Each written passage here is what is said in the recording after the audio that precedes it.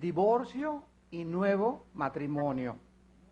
En el Evangelio de Mateo, capítulo 19, del 1 al 9, leemos estas palabras. Aconteció que cuando Jesús terminó estas palabras, se alejó de Galilea y fue a las regiones de Judea al otro lado del Jordán. Y le siguieron grandes multitudes y lo sanó allí. Entonces vinieron a él los fariseos y tentándole le dijeron: ¿es lícito al hombre repudiar a su mujer por cualquier causa? Él respondió y les dijo: ¿no habéis leído que el que los hizo al principio, varón y hembra los hizo? Y dijo: por esto dejará el hombre a su padre y a su madre, y se unirá a su mujer, y los dos serán una sola carne. Así que ya no son más sino una sola carne. Por tanto, lo que Dios juntó, no lo separe el hombre.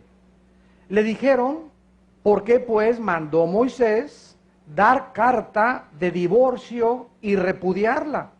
Él les dijo: por la dureza de vuestro corazón.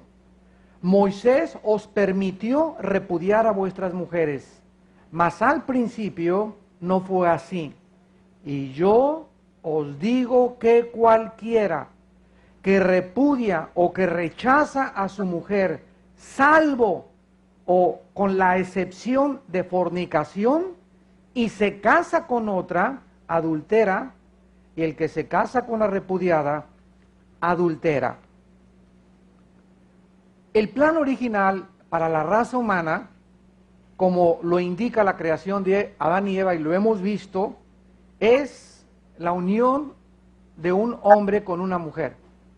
Este es el plan ideal que Dios estableció desde el principio de la creación. El matrimonio es entre un hombre y una mujer, no entre Pepe y Jorge, ni entre Alicia y Carmelita, ¿verdad? Esto es ya una depravación, un ataque satánico contra el diseño de Dios que está totalmente quebrantando los cimientos de nuestra sociedad. Los matrimonios famosos entre hombres y entre mujeres. En esta respuesta que Jesús les está dando a los fariseos, Él está reprimiendo y corrigiendo al mismo tiempo una práctica que comenzó durante el primer siglo de la era cristiana, que por cualquier cosa se estaban divorciando, lo mismo que en el siglo XXI, donde actualmente vivimos. Esto se debió a que durante el primer siglo había dos rabinos, los más grandes maestros de Israel, que comenzaron a tener dos escuelas diferentes. Uno se llamaba la escuela de Shammai, si la quieres aprender a escribir, Shammai.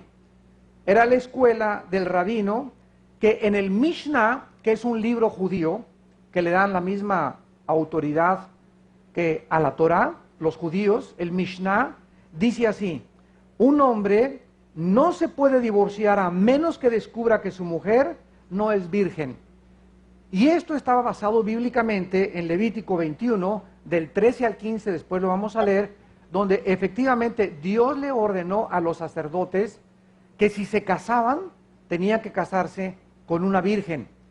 Y si un hombre se casaba y descubría que su mujer no era virgen, tenía la autoridad y tenía el permiso de poder rechazarla, porque tenía que ser virgen para poder casarse. Y la escuela de Hillel, Hillel era el otro rabino, H-I-L-L-E-L, Hillel. Escuchen lo que enseñaba Hillel: un hombre se puede divorciar si su mujer le echa a perder el plato de la sopa. O sea, se fue totalmente al extremo, como en todas las doctrinas, muchas sectas lo han hecho. En lugar de comenzar Cristo a debatir estas escuelas de los dos rabinos, Él comienza a afirmar el plan original de Dios a sus discípulos y les enseña que deben de permanecer, ¿verdad?, el hombre y la mujer fieles delante de Dios. La Biblia describe el matrimonio como un pacto. Veamos en Malaquías capítulo 2, Malaquías está antes de Mateo, para que no se vayan a Apocalipsis. Malaquías capítulo 2, el Antiguo Testamento termina con este libro maravilloso, Malaquías, donde vemos la apostasía del liderazgo de Israel. Los líderes de Israel terminaron rechazando a sus esposas y cometiendo adulterio. Y así termina el último libro de la Biblia en el Antiguo Testamento, y Dios les dice a los judíos que se habían endurecido a tal grado que rechazando a su esposa y viviendo con otra, se atrevían a seguir llegando a la iglesia o a las reuniones de las sinagogas. Y todavía también le daban ofrenda a Dios. Y creían que con eso Dios los iba a aceptar. Entonces Dios le dice a Malaquías, diles, versículo 13, capítulo 2, esta vez haréis cubrir el altar de Jehová de lágrimas, de llanto y de clamor, así que no miraré más a la ofrenda para aceptarla con gusto de vuestra mano. Y estos cínicos le contestaron, ¿por qué? ¿Qué hicimos?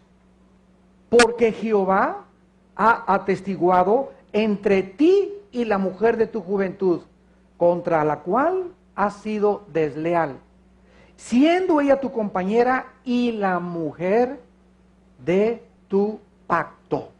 El matrimonio, de acuerdo a la Biblia, es un pacto. ¿Qué es un pacto? Es un convenio. Es un contrato, podríamos llamarle así. Cuando voy a rentar una casa, hay un contrato de renta donde hay cláusulas y donde yo firmo y firma la persona dueña de la casa como arrendatario, como arrendador. Yo soy el arrendatario. Y en estas cláusulas hay estipulaciones que si yo las violo, ¿verdad? Por ejemplo, si dice, te prohíbo que a mi casa no le hagas ningún cuarto extra ni tumbes nada, porque está en el contrato, y si tú lo haces, el contrato queda totalmente quebrantado, violado. Y en ese momento yo pierdo mis derechos como arrendatario, porque el arrendador está ganándome por la cláusula que yo firmé. Y el matrimonio es un pacto donde interviene Dios como testigo, la sociedad que nos rodea y delante también de nuestra familia. Entonces, no hay tal cosa, muchacha que me escuchas o mujer que me escuchas, que el hombre con el que tú estás teniendo relaciones sexuales te diga, es que un papelito no nos va a unir. Vamos a tener relaciones para acostumbrarnos y para ver si nos amamos el uno con el otro. Yo te quiero de todas maneras y un papelito no nos sirve de nada. Quiero decirte que ese papelito que se llama acta de matrimonio, cuando este sinvergüenza se quiera ir con otra mujer, con ese papelito que él no quiere ahorita tener, porque es muy, ¿verdad?, inteligente, sinvergüenza, un pillo, él sabe que con ese papelito tú lo puedes demandar. Y sabes que te fuiste con otra, pues yo voy ante las autoridades correspondientes y tú me vas a dar, ¿verdad?, la mitad de tu salario, como está estipulado el 50%, y mis hijos, etcétera, etcétera. Entonces, esto es necesario por causa del pecado humano. La pecaminosidad humana hizo que el pacto del matrimonio se pudiera legitimizar delante de las autoridades establecidas por Dios. En Romanos 13, capítulo 13 del 1 al 4, la Biblia dice, porque no hay autoridad más que de parte de Dios. Sométanse a las autoridades superiores, porque las autoridades superiores han sido establecidas por Dios. El que se opone a la autoridad, a lo establecido por Dios y resiste, y los que resisten acarrean condenación para sí mismos. En México está estipulado, de acuerdo al gobierno federal, que el matrimonio sea legitimizado por un juez por lo civil. Esto es en México. Entonces, yo soy mexicano, tú eres mexicano, ciudadanos mexicanos, nos tenemos que someter a la autoridad civil. Cuando nosotros nos queremos casar en México, en la República Mexicana, acudimos a un juez por lo civil, y en el momento que el juez te extiende el certificado de matrimonio, tú y yo estamos casados delante de Dios, delante de los hombres y delante de la familia. Después de que el juez te entrega el certificado por el matrimonio, si tú quieres ir a casarte, esto es un invento pagano que no existe, casarse por la iglesia, eso no existe.